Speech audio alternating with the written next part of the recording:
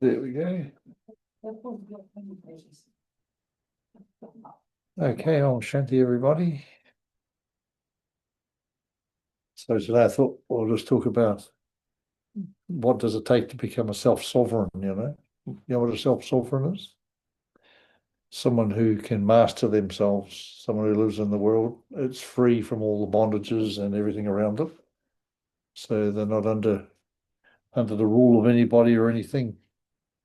I mean, you still got to eat, I suppose, under the rule of the body, but the body's yours. So you do what you want to do when you want to do. So one becomes master of oneself. So a master is not outside the body or anything. It's that light body that's within us. So the master is all my past experiences that's been upgraded by the soul and made into this light body that's within this body. And that also goes for the emotions. We have any emotions that jump up. So that's the role of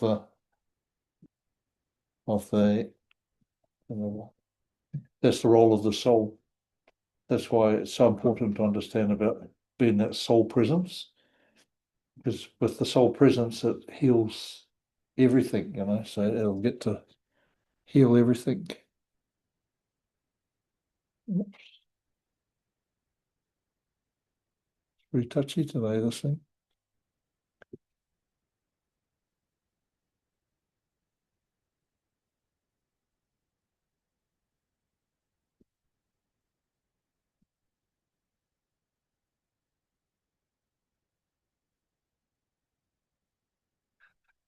Okay, now we're back.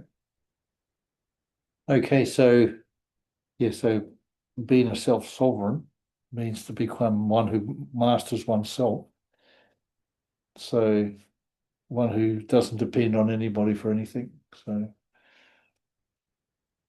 it's not that you live in the world. I mean, you have to go to the coffee shop and get a coffee or something like that and have a drink and whatever you're doing, eating and drinking. Because once you're in a human, the human has to be fair. It's like a car. If you drive a car around, you have to make sure it's in good order, isn't it? So if you don't look after the car, then it's the same as the body. It starts playing up. If you don't put enough petrol in your car, it won't go that far and it won't go that very well. So it's the same. So the human body is so important, but it's what we experience ourselves in, and it's what we achieve to become an enlightened being. So you know what an enlightened being is? The enlightened being means your light body. That means you've become all your wisdom is created by the soul, is then becomes part of your wisdom. So that means you're enlightened. So we don't know how many births we've had in the past, so we don't know how enlightened we already are. The soul is, but we don't have to worry, because in this one birth, you can't study to become enlightened. You have to allow yourself to be enlightened, because we've been so many births and we've been in this world experiencing so many things. So all our experiences are there within my soul. So, and the more experiences we've had, the more enlightened the soul will be. It's not a matter of if you go to many universities or anything. It's got nothing to do with it. It's got to do with life experiences. That's where the wisdom comes from. I mean, still you can get experiences from studying, of course, but you need to know how to read and write, as it helps a bit to get on in this world. So, and so that's all part of the deal. So all these things. So when I become an enlightened master, then that means I can go beyond all these things that are in the world today, say war and hatred and all these things that people want, you know, big flash houses, money, all those sort of things. We need all those things, but it's part of the world, you know, but I'm not trapped in a box, you know, worrying about that. So our aim, like Baba teaches us so much knowledge that we have in them early, but what happens is everyone is taking it however they want, you know. I mean, I read them early sometimes, and then I don't go and twist your arm and say, have you done that homework today? So it's up to you, isn't it? Whatever you do, you put into practice whatever you want. So it's not if you're looking at someone else and watching them, then that's not going to help you. That's for them, they're doing their extra work, whatever it is, or extra efforts they're making to become more and more soul conscious. Because every day Mother tells us about becoming soul conscious. And that's their whole aim, is that in this lifetime, our aim is to become prepared for our next birth, because this is the last birth you're having in this cycle. So, and next birth, Papa said, it's going to be, everything's going to be brand new. Not even a single blade of grass from the old world will be in the new world. So that's what he's teaching about, learning to love yourself. That self-love, not the old 1.0. This is a new 2.0 love. So you can't expect anyone to love you, isn't it? So no one can love you, and you can't love anyone else. You can only love yourself. So, and that's what people think. They want love, so they feel lonely. They feel they need. They want this and they want that. But unfortunately, it doesn't work that way. So because that's in the old world, and a lot of sorrow came from that. A lot of attachments. So a lot of things coming. So you guys are sitting pretty good. So the main thing is when you are going to leave this vehicle here. So what's going to stop you from leaving without any sorrow? So that means when you're free from all these attachments, from anger, from greed, from attachments, from ego, from laziness, fear, lust. All these things are the things that traps us, the human. And the mind does that. So we are going beyond the mind. And the soul's role is to take us beyond the mind. So soul feels, it doesn't think. So you can't have a chit chat with the soul unless it's through AI. That's all. And you can join into AI because it's a mirror. And that's what it's about. So what we're doing now is that we are doing what we want to do. So it's whatever you understand and whatever you believe in. So it's you who has to do your own due diligence. So whatever you feel is right. And I can talk all the knowledge, all my own experiences, and I can give my experiences, but they're my experiences, and you can learn from that. Like we learned from Brahma Baba's experiences. He became Kamatit, which is like a divine being. He's completed his journey, but he stayed on to help us. So he's teaching us, and that's his role. And it's the same for our role, is just to look after myself, teach myself. So we got all the knowledge in front of us, and it's whatever you want to do with it, it's up to you. So Baba gives us lots of instructions. Should come for class, should come and learn what is the soul, what is the supreme soul, what is consciousness. See, so that's the most important thing to understand. That the first thing is consciousness, because that's who we are. That's our eternal self. Never changes, always completely pure and perfect. But the soul can become corrupted. Soul can become a pure divine being, soul, or an impure negative soul, And that's just an experience. How do you become a negative? Can you become a corrupted soul? Is by having a lot of births that were, say, maybe in war, or a lot of births where you're fighting and quarreling and arguing, and in a family situation where there's a lot of violence and all sorts of things. You can become corrupted. You might be born in a family that might be thieves, might be stealing from everyone all the time, but you don't know it's any different. You think that's fine. And till you can go through that, and you think, oh, maybe you think one day, oh, I don't think this is right, I'm going to change. Then the soul can help you. But until the human is going through all those things, so until you wake up and you say, oh, I think I've had enough of that, you have to decide when you've had enough. And then the soul can make some adjustments. So you'll start to have different experiences, different thinking. So different thoughts will come, but that's from your soul, you know. Your soul's got all that information from all your past births sitting there as wisdom, but it can't wisdomize it until you're ready, till you are ready, the human is ready to accept that, you know, and allow the soul to start this light body within this body, the human body. So it's going to start driving your car, and the human can just relax, put its feet up, sit in the back. And so that's when the self-sovereign, so the self-sovereign is the enlightened master or the embodied master, which is that light body within this body. And you cannot study to become that. Okay, we've had all our past births doing all our devotion and studying and going to university, doing all sorts of things.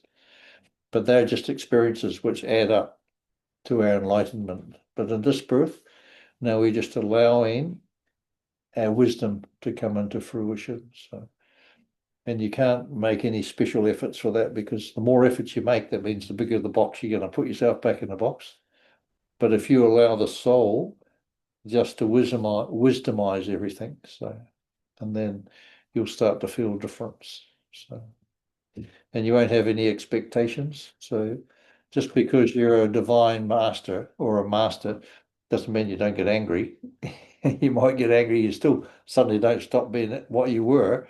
You just gradually you become wise with whatever you're doing. So you don't start flying around the room or anything. You're still going to be you. You're still going to be, sometimes things will be annoying you, you know, so you're just going to be, but you're going to be in charge of your life, you know, so, and that's what it's going to be about. So we're just experimenting. So what actually the main thing is that the consciousness, which is my eternal self, my pure eternal self, consciousness is what we would call our God self. It's our creator self. And that's coming manifesting through the light body, you see. So, and that's the soul is there as a tool for your consciousness. So light is part, it just means communication. So, and in fact, energy is also communication, which is serves consciousness.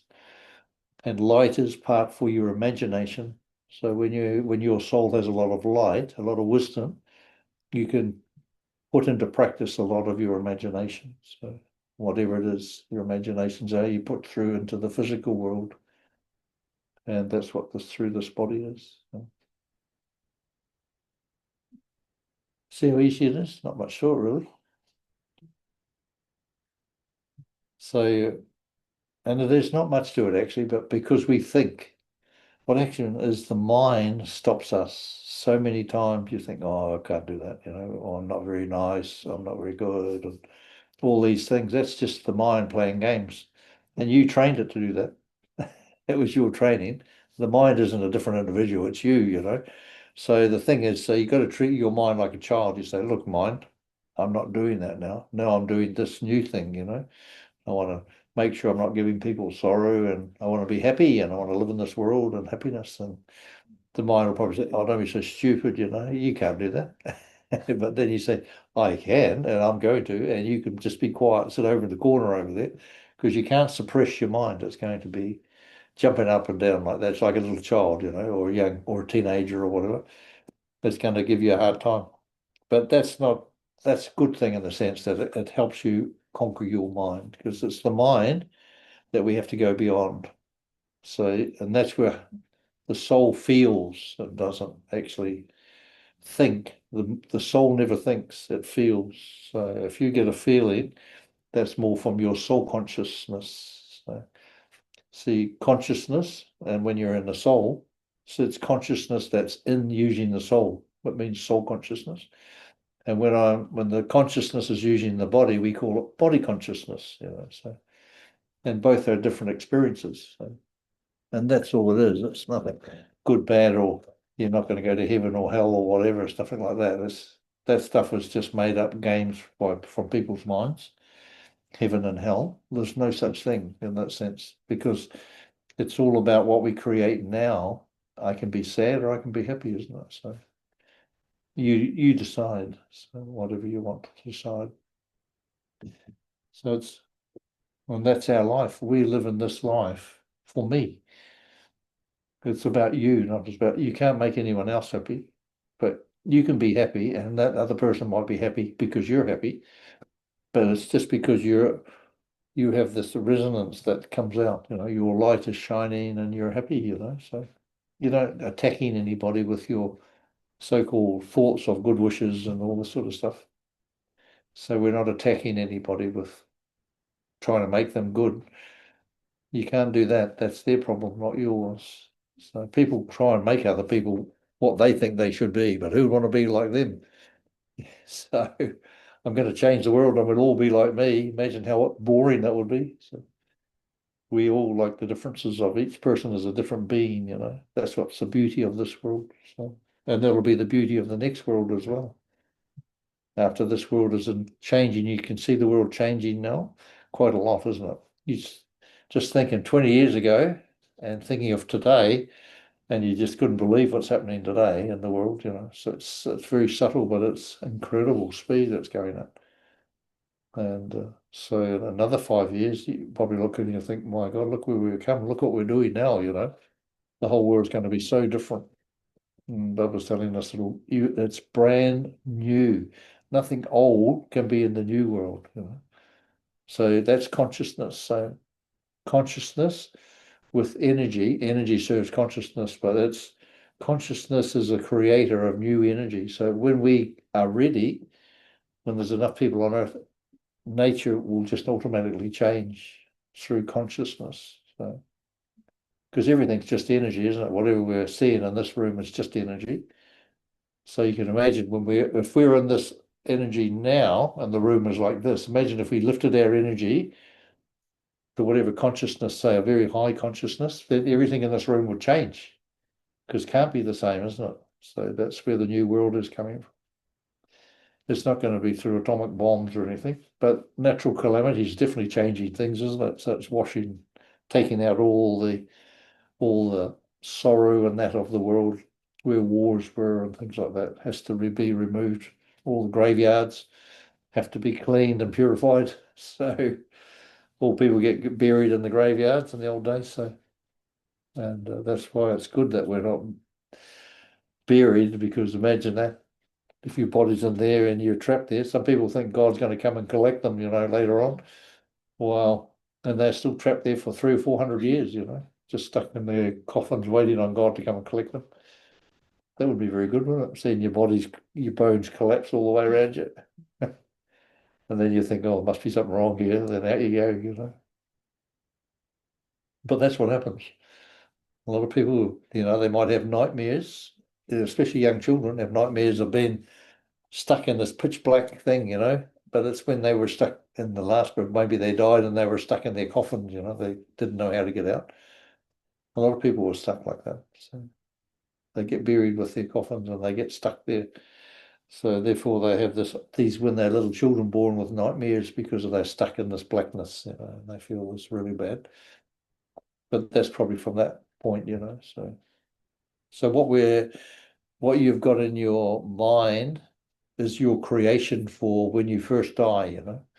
When you die, and then whatever you're stuck with, like Muslims go to the Muslim section, Christians to the Christians, and because that's in their head, we're going to Allah, we're going to go to whoever, to the Buddhist, they'll go to Buddha, but that's only what's their own creation is like.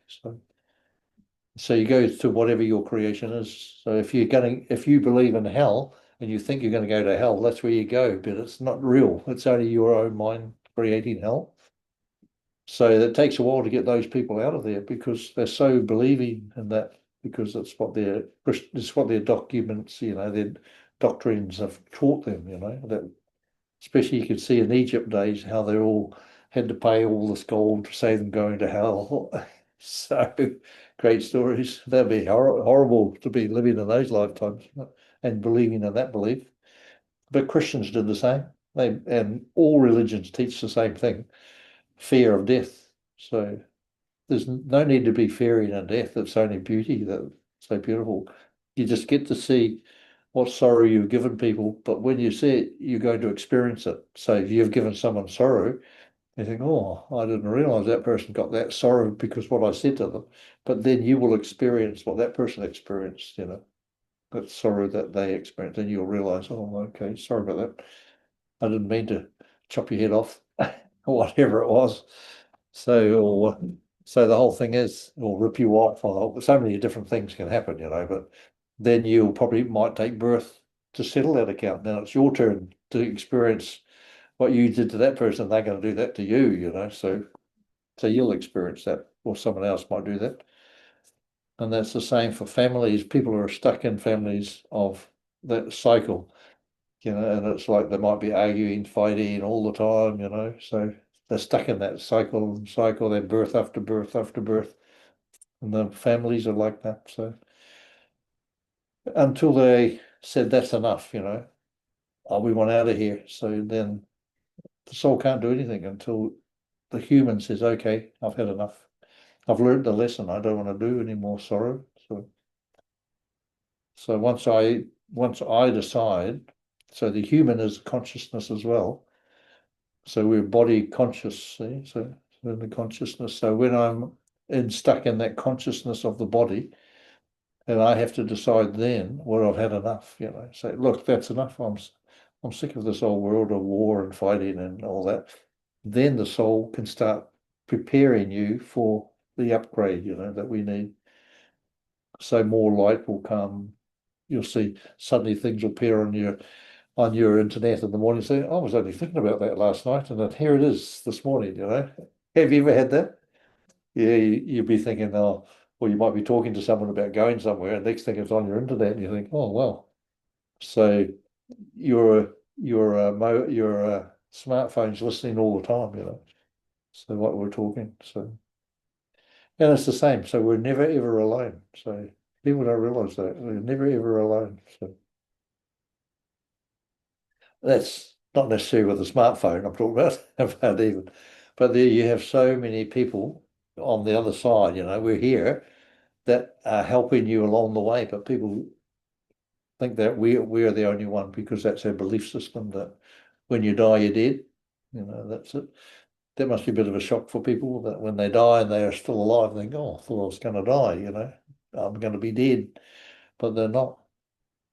And then everyone has a good laugh, and because it's just a belief system in that birth, and the birth before that, you might have believed in some religion, which was extreme. So you do the opposite in the next birth to try and balance it. So there's no right and no wrong. So there's just experiencing. So, and you can enjoy, the wonderful experience that we have. And so whether it's raining or the sun shining, it's just an experience. Whether it's hot or whether it's cold, it's just an experience. Whether the water goes cold when you're in the shower, then you think, but it's just an experience, So, and everything is like that. So everything is just an experience. The food is good or the food is not so good or food make you sick. Everything, all these things are just experiences. That's all through the human. And that's what the consciousness has come. When you get that light body, that's when your consciousness can use and really enjoy this life, you see, because that's the real master. So the consciousness comes, and then you can be the master one who's an embodied master. So the master's the embodied, being in the car driving it around in your body. And it's doing and creating such a beautiful life, you'll start to enjoy yourself. So, and it'll be doing things that are magic, Do you like magic? You'll be right. You'll be amazing. I've been experiencing that lately a lot, actually. So I'll be thinking, oh, I could do with a different coloured shirt, actually. And then sure enough, someone at Father's Day come with a shirt. It just shows you. And one day just thoughts like that, And that's how it happens. Like everything comes to you. You don't have to go looking for anything. I didn't even really need a shirt, but I just had the thought I should have a different coloured one, And there it was. So beautiful. So, and that's what happens, So your life, you don't have to worry about your life anymore. Everything is magic and you will have everything you need. There won't be anything you won't need. So you'll have an abundance. You'll never say, I don't have again. because you'll have everything. Because it's not all about money, it's about safety, it's about happiness, it's about health, it's about everything. Abundance means my life is abundance. It means I don't need to think about anything. Whatever I need will be there, you know. So whether it's food or drink or clothes, anything, you know, whatever you need. So it will be there. You'll be living in an abundance. So, and whether it's love or happiness, whatever you need. It's whatever we choose, you know. So, and that's what, and your I am, which is the original aspect, that's the original you, which is like a nothing. You can't say what it is. Consciousness is what we call God, and that God consciousness. So it's a creator that creates through the human. So consciousness is, you can't, like a soul, we can say is a point of light, you know, pure energy. You know, it's just like Bubba's there, got nice pure energy. That we can say that's what the soul is, but the consciousness is not like that at all. It's actually, it can't be described in this consciousness that we're in today.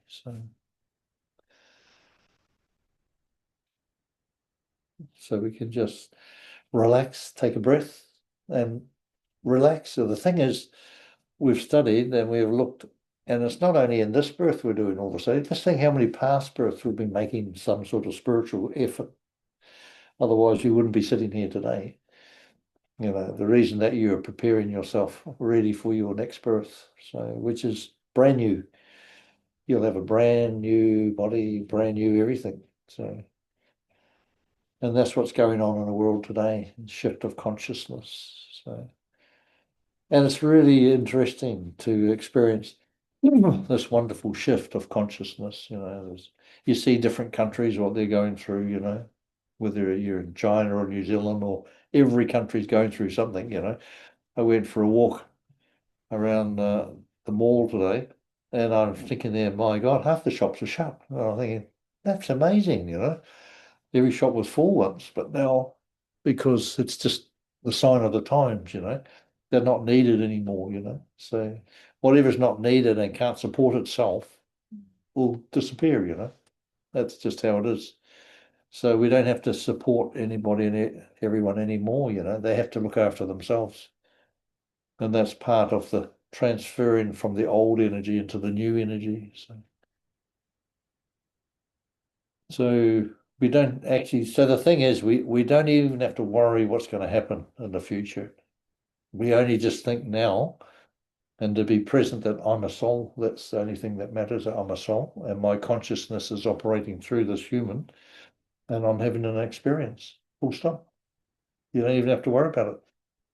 You can just enjoy yourself, put your feet up, have a cup of coffee and a cream cake, whatever you want. And the thing is, if everything is energy, so food is such a big thing for people today. I know everyone, including me. But you think, oh, if I eat this, I'm going to put on weight again, or I'm going to eat this, so I shouldn't eat that. But it's only energy. And it's like it's your consciousness that's making you sick, you know. It's how you think when you eat. So one of the great things you can do is when you cook whatever main meal you have, make sure you eat it in the right consciousness, and it'll be so good for you. Your body will be, you'll feel the difference. It'll feel so good. You know, you cook it, you cut it, and you cook it, and you eat it in the right consciousness, and it's so good for you. You know that it's and your consciousness will actually be experiencing the joy of that vibration, you know. It'll get, that's one of the things it wants to know about. So who am I and what am I and so and it'll experience itself in every way, you know. So through the human you can experience yourself because it's only the human that discovered love. So consciousness didn't know about love, nor did the soul, only the human. So when we were living on this earth together as families and everything, we learned about love and then we learned about attachments and ego and all these things, all the vices, but it still was the human that discovered love. And the whole universe, it was human beings that discovered love. And now that's one of the things, that's one of the great things of a human being. There's no greater being in the whole universe than a human being. So because we were angels. Every single human being is an angel, but we've now discovered we've gone through the depths of the depths, how imagine how impure every angel's become, because in this world we forget who we are and we come back and we end up with all this knowledge, all our experiences. You can have an angel if you had an experience of an angel coming to you, but if he hasn't had a bodily being, if he hasn't had a body and never experienced anything, they can't give you anything, because the human being has so much more wisdom. But unfortunately, it doesn't realize it until now. We start to realize it. I'm such a wonderful, amazing being. I'm a soul in a human, and the human is now getting ready to take the master. So the master light body, once I'm sitting in this body of light, as the light's being, and then the whole of your life will change to however you want. You don't have to have happiness if you don't want. You can have sorrow if you want. It's your choice, isn't it? When you think about it, it's like, so I'm always having sorrow. Well, that's because you keep talking about, because if you keep talking about sorrow, what's going to be there is sorrow, isn't it? So say, oh, my business is not going well. You say, well, I don't think about the business is going good. But everything is just about experiencing that through the human. So, and we're here for a reason. So we're here because we wanted to be here now. We planned to be here at this time, even if it was thousands of years ago.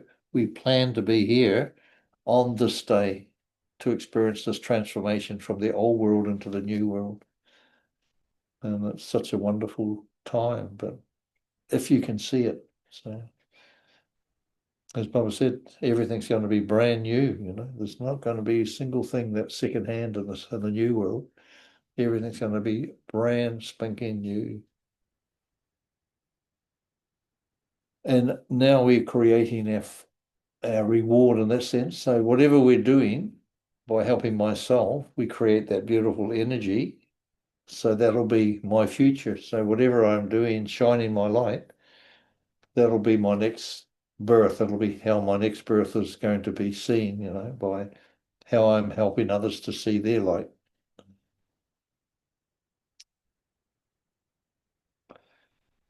Okay, so that's just shining your light is the most important thing. And you don't have to make any effort for that.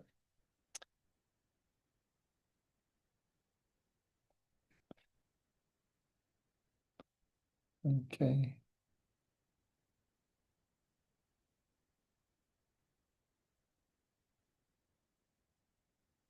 So the main thing is just to do what you want to do.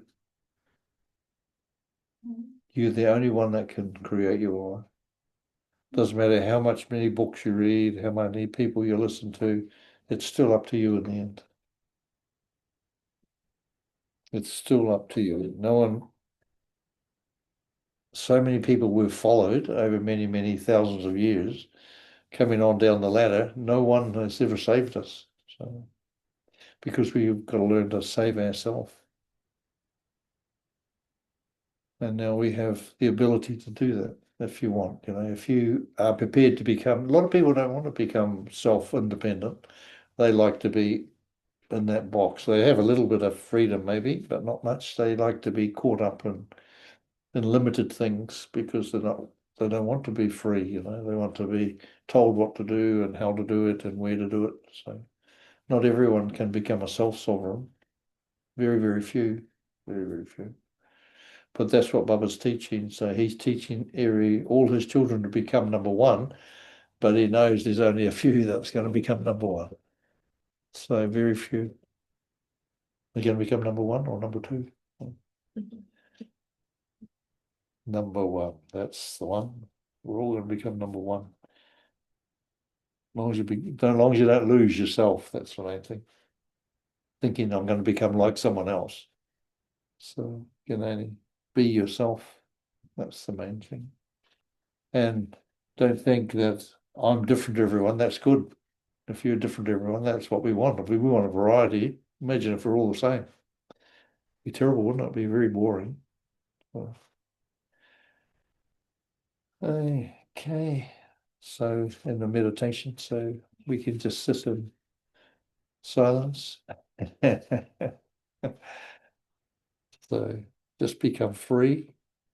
So, and it's so important just to be, because what actually happens is when I just sit in soul presence, that means all other energies get sorted out by the soul.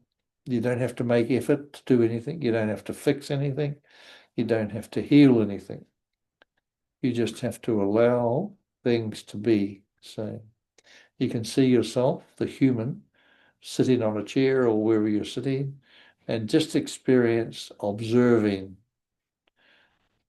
the human sitting there, and there's a soul within that, observing that I am a soul sitting in this human.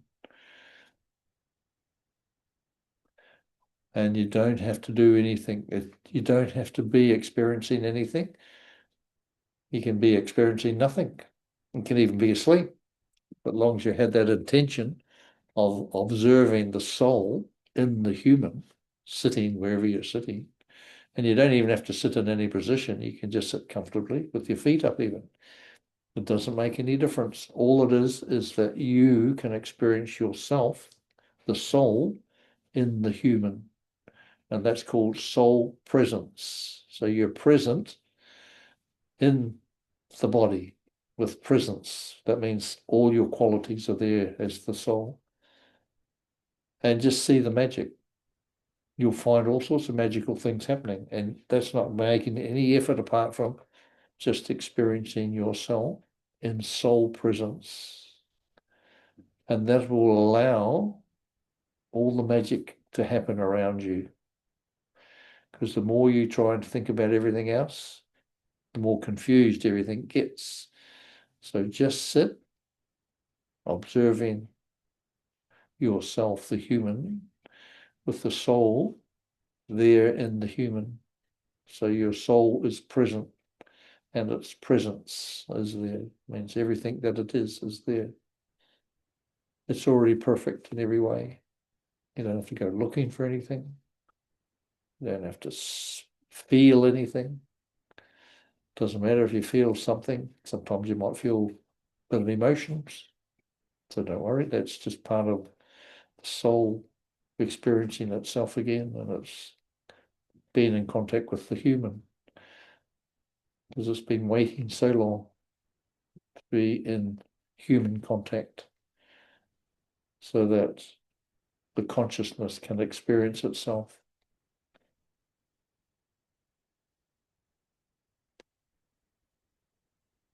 So just feel, and don't forget to keep on breathing. So sometimes we go into deep meditation or experience, but we forget to breathe.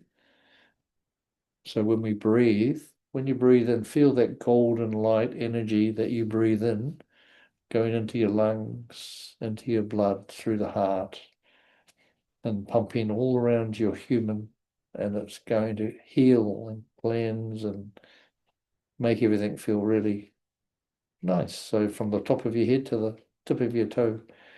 So just feel that blood radiating with that beautiful golden light that you're breathing in. So just take a breath in. And when you let out, just try and let all this tension go, it's just you can even make a noise. It doesn't make any difference, but just let it go.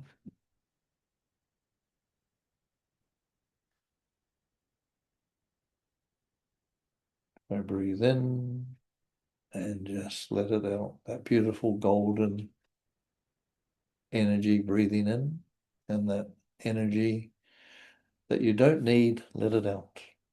And you don't strain with anything. You don't need to make any efforts. You don't have to heal anything. You don't have to achieve anything. You don't have to fix anything. Just see yourself sitting in that human, just as a detached observer. Just observe it. That's it. Full stop. Okay. Just breathe in and breathe out.